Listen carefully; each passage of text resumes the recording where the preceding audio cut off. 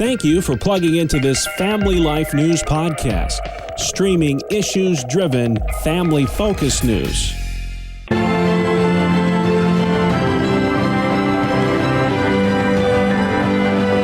Welcome back to another edition of Capital Connection. Fridays during the Noon Report, we give you, the listener, direct connection to what's happening in Albany and Harrisburg with the experts on the issues at the state capitals. They are Michael Geer at the Pennsylvania Family Institute and Jason McGuire with New Yorkers for Constitutional Freedoms. Michael, there's an expression that goes something like this: when a certain place freezes over. That's what Republicans in your state are saying will happen before the Wolf budget passes.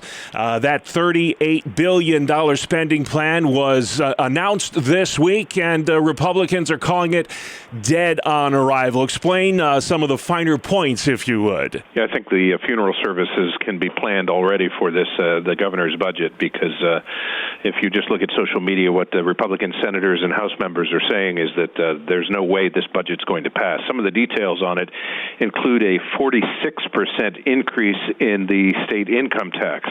And remember that this is being done on top of an economy that has been decimated by many of the governor's impositions in the COVID pandemic. So yeah. I don't see this passing as the governor has set forth in his budget address this week. All right, we'll talk more about the budget in just a bit, but let's head to Albany. And this nursing home scandal continues to grow by the day. A state Supreme Court judge has now ordered the Cuomo administration to hand over data. Jason, what's this all about? You know, they often say that the cover-up is worse than the crime, right? And I think that this is a case to where, while not criminal, I don't want to use that term, but the analogy there, the cover-up is the problem.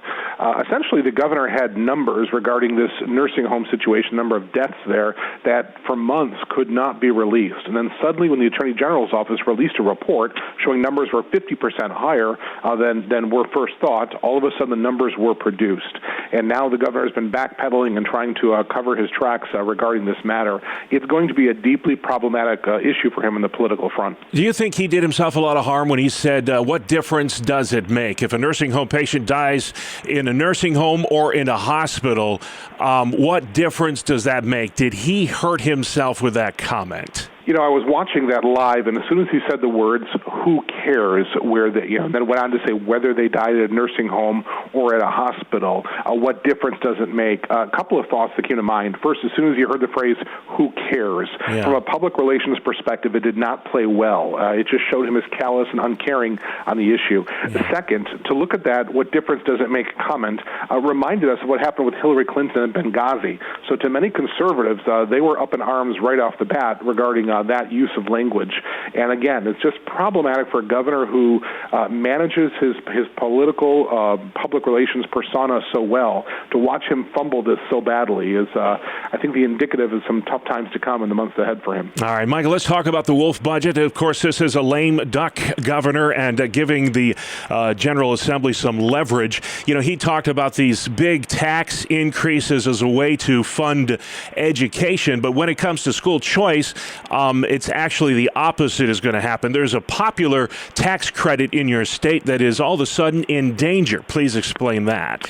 Well, if the pandemic taught us anything with the school closings and things like that, is that parents need more options for schooling, not less. And yet the governor's budget, including big increases in public education, seeks to cut back on options for parents, whether it's charter schools with cutting back and restricting cyber charter schools and changing the funding formula to that, and specifically on the EITC program, a tremendously popular program that provides choice for parents to send their kids to Christian schools and other private schools. The governor wants to impose regulations on that would severely curtail the options for parents. Jason, I was thinking this week, I've never seen a country so divided as it is now.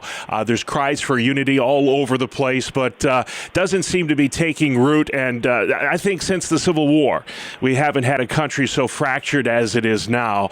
And to kind of get out in front of this, you're hosting these weekly telephone prayer conference calls.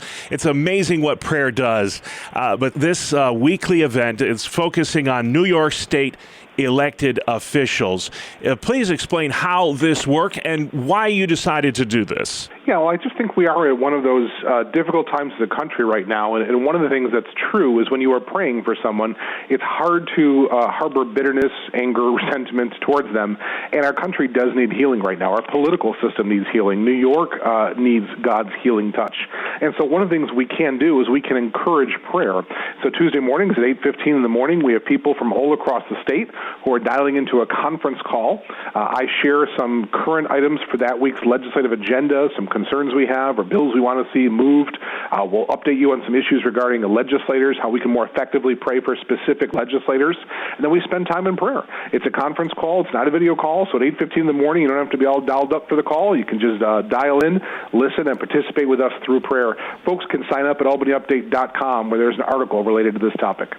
The other big story this week, Michael, was Kathy Boockvar, the Secretary of State, the top elected official in the Commonwealth, out of a job. Does her resignation, I know this story has nothing to do with the election technically, but does her resignation lend credibility to those who claim that she grossly mishandled the 2020 election in Pennsylvania? Well, it certainly points to her incompetence and the incompetence of her office, what happened with this particular thing that led to her resignation on a constitutional amendment notification. But some of it may just raise questions about, was she so distracted and her department so distracted in terms of setting up the 2020 elections and perhaps, kind of trying to change what the legislature wanted with the election and what the law specifically said with the election, that they were so focused on that they forgot to do the job that was directly in front of them related to this amendment. So I think it does continue to raise questions about what happened in the 2020 election. All right, Jason, let's talk about the budget adoption process in New York. Last week you mentioned this effort to perhaps legalize prostitution. There's a big push for marijuana this year. Do you expect most of these social issues that are being pursued in Albany will be handled as part of the budget negotiations, or will these be standalone separate items later in the session? I think it's a mixed bag. I think probably, commercial cannabis, the recreational marijuana, mobile sports betting is an issue that will be handled in the budget. That will be difficult to push back against being handled that way.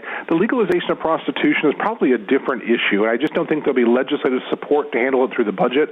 It's much more nuanced, and that will probably be handled as standalone legislation in the months and years to come. All right. Focus on the family, Michael. I'd love to get your comment on this. Blocked by Twitter for a comment made about the former health secretary in Pennsylvania, Dr. Rachel Levine. Twitter called this hate speech. What's your reaction? Well, certainly not hate speech. It was just a statement of the fact and of the truth, and just an explanatory statement for people who were reading this tweet. It was a tweet that said Dr. Rachel Levine has been appointed to the Health and Human Services in Washington, D.C., and then it went on to say, Dr. Levine is a transgender woman, that is, a man who believes he is a woman. And Twitter flagged that as hate speech and basically told Focus on the Family, take it down or we will block your ability to tweet. And that is my understanding of where it is. Now, contrast that, if you will, Bob, to an ACLU tweet from yesterday that said, myth, sex is binary, apparent at birth, and identifiable through singular biological characteristics. Now, that's not a myth. That's actually true. Sex is binary. But the Twitter has done nothing about ACLU teaching fact or teaching a myth and stating a fact as myth. And that's the contrast is I think they're one-sided on this. That big tech double standard, hard to believe. And before we go, Jason, update us on where things stand with the only congressional race in the country that is still undecided, New York 22. Well, we're still where we were in New York 22.